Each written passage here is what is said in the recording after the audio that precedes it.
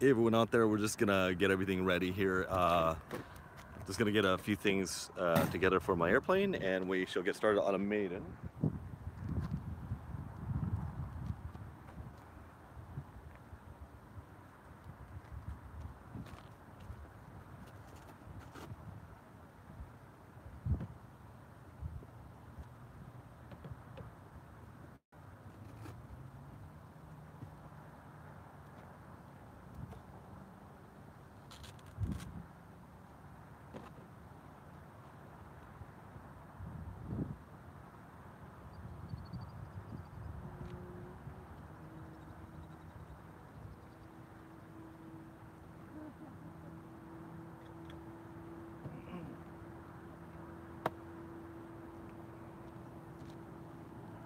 Hey everyone, how's it going?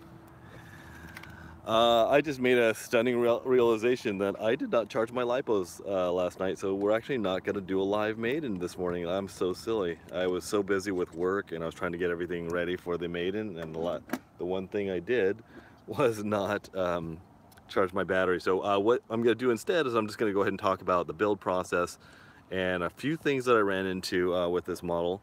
Nothing too terrible, just a couple suggestions for how everything goes together. So I apologize, guys. We're not going to do a live Maiden right now, but that's pretty funny. I had both my my 2200s ready to go here. Apparently not quite ready to go. I should have had some coffee this morning. Oh man, what a silly mistake. I'm sure we've all been there before. Okay, I'm just gonna screw on another little handheld tripod here so I can hold the phone and talk to you guys at the same time. All right, there we go. Hey everyone, how's it going? Say hi if you're out there. Okay, so this is the Durafly SlowPoke by Hobby King, and there's my little friend that's gonna come visit me. How you doing this morning? Hey, everyone say hi to Aini. Hey Robinson. Sorry about the mistake here, but I am actually not going to do a Maiden this morning because if you guys are just joining us, see these lovely graphenes right here? They look like they're full of charge, don't they? But they're not. I actually, I was working last night and I thought I had everything ready. I was getting everything ready for the airplane and I totally screwed up and I didn't do it. I didn't do the, I didn't charge the battery. So a couple things that I did here is I put these little T-pins in here. I just cut them really short at the 85 millimeter mark. I saw another YouTube channel. He's called In the Tube Deep, which is a really funny name. He's a surfer. He was testing the CG during his video, and he went from 80 millimeters. I think he went from like 75 millimeters, which was recommended by some people online, to 80 millimeters to 85 millimeters. So 85 seemed to fly the best. You know, these things, they have different foam densities, so I'm going to go off of 85 for right now, and if that's pretty good, I'll just keep it right there. Now, one of my biggest complaints about this airplane, really it's actually my only complaint so far, is that when you do put the batteries inside of here, let me just show you guys real quick. I really wish that this part that popped off was about, I wish it came up to about right here, because when you put your batteries in, it's one of these tunnels where you've got to do this, where you've got to stick it way down in, and you really can't, you know, it's Velcro, so if you put a lot of Velcro in there, then you're really struggling to get this thing out of here, and then you just kind of hit the top here. So I really wish that this was this portion here was extended to about right there, so we could actually easily take the batteries in and out. And also, they actually don't, there's no type of battery retention system in there. It's just a strip of Velcro. So that means you have to add Velcro to your batteries, which I kind of hate doing. I really wish there was a little bit of a carriage in there with the little Velcro straps. That would have been a lot more preferable in my book. It's a really minor thing. The problem with sticking it way down here in the tunnel is that then you've got to make sure that you don't catch your Velcro putting it in and all that good stuff. It's not a big deal, but just a little minor thing.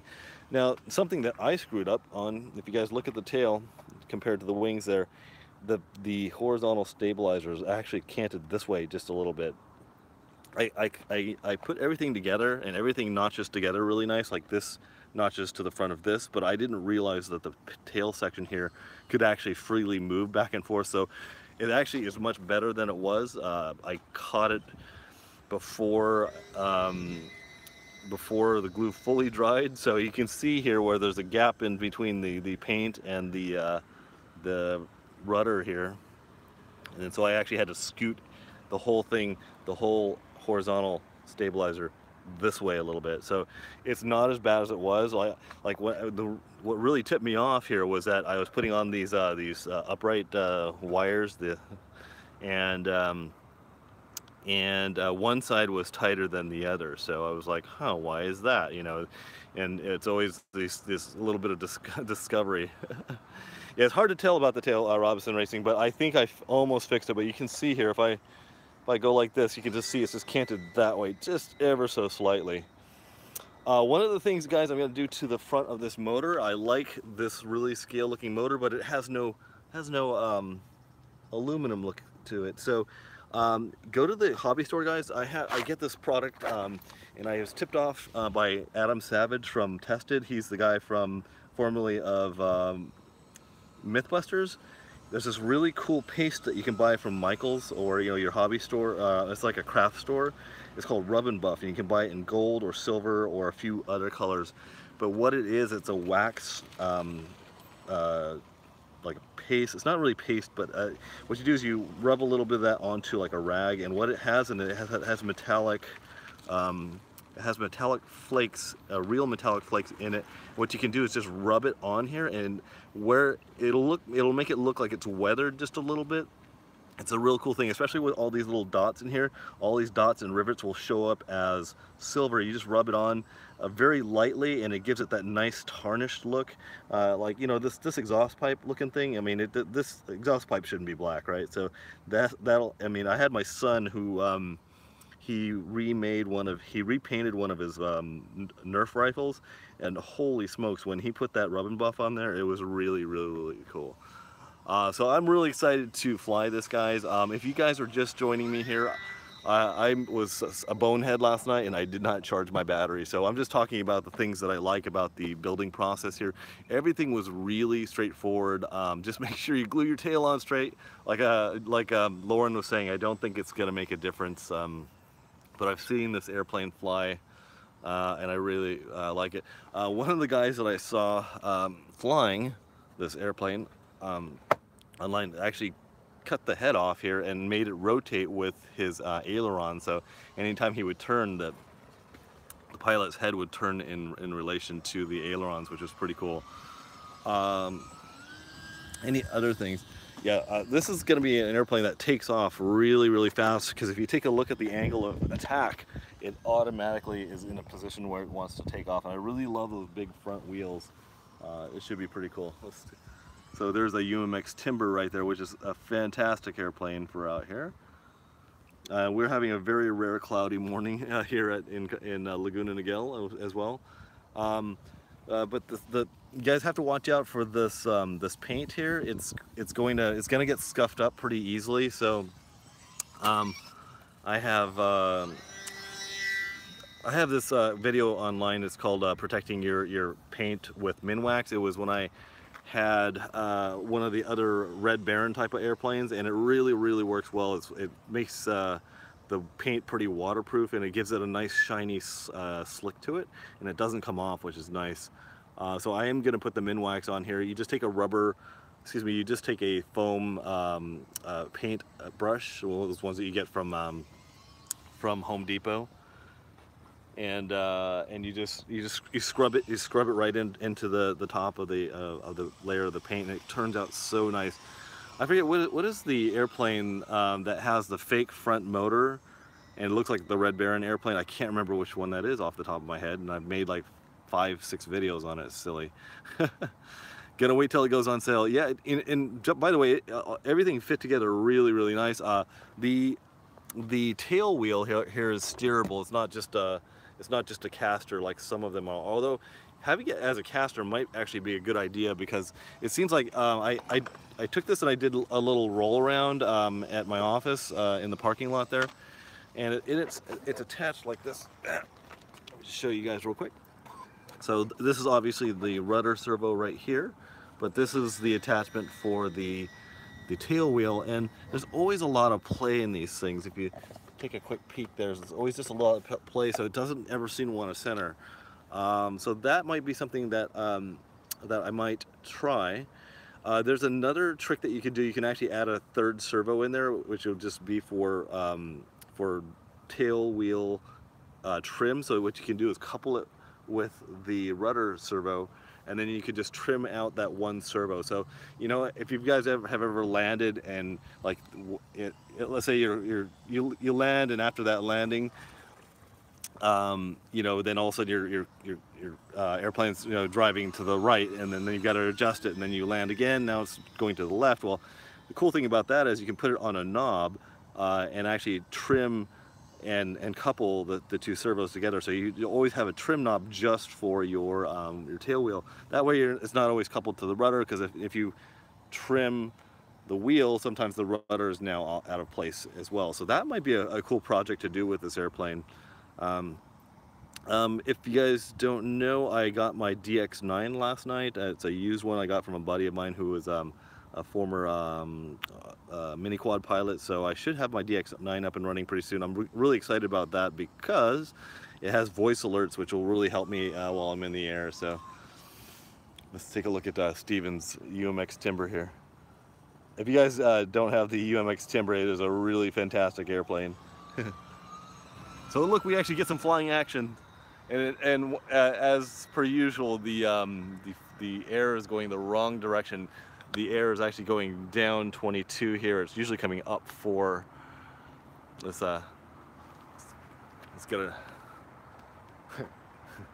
I see he's got his flaps down.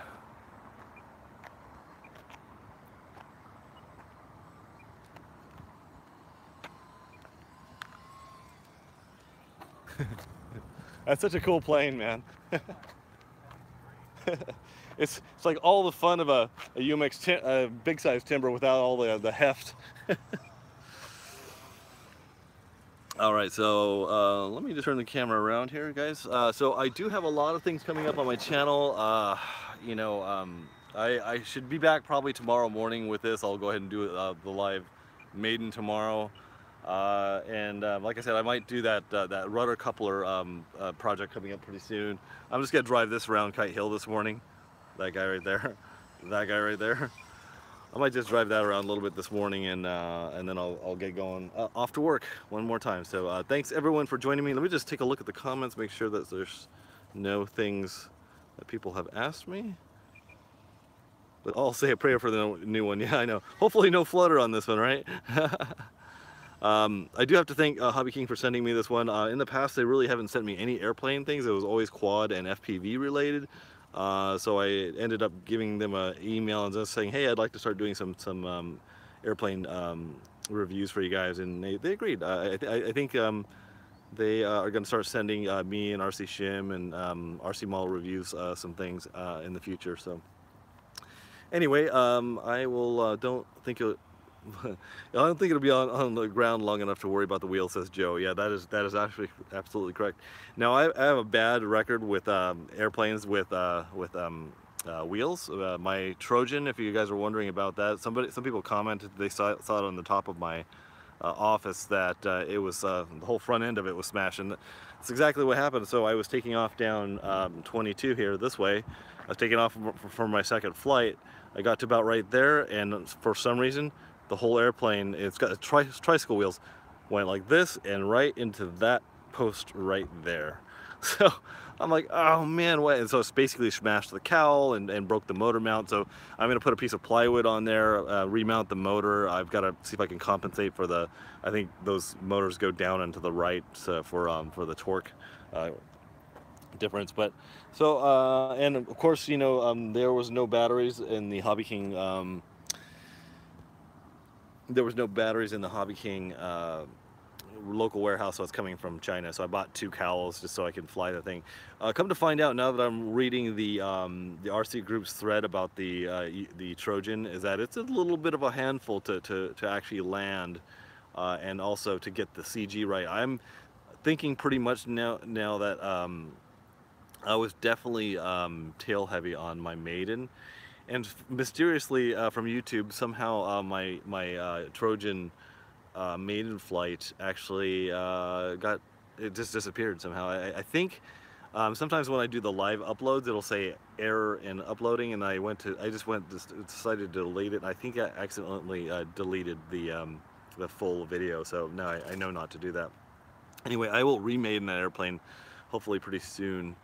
But yeah, the Durafly Trojan definitely has its quirks. Like, I also found out that you shouldn't do full flaps. You should only go to about like 45%, because it just affects the flight way too much for that airplane. So I think I was definitely tail heavy, because when I was flying around, it would definitely sag down a little bit.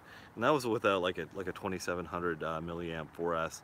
So I think I'm just gonna have to add some tire weights to the front of that thing, which I have, which is fine. With that, guys, thank you so much for joining me. Sorry that we didn't get to do the Maiden this morning, but I will be less boneheaded tomorrow. See you guys later, and I'll see you on the next one. Bye.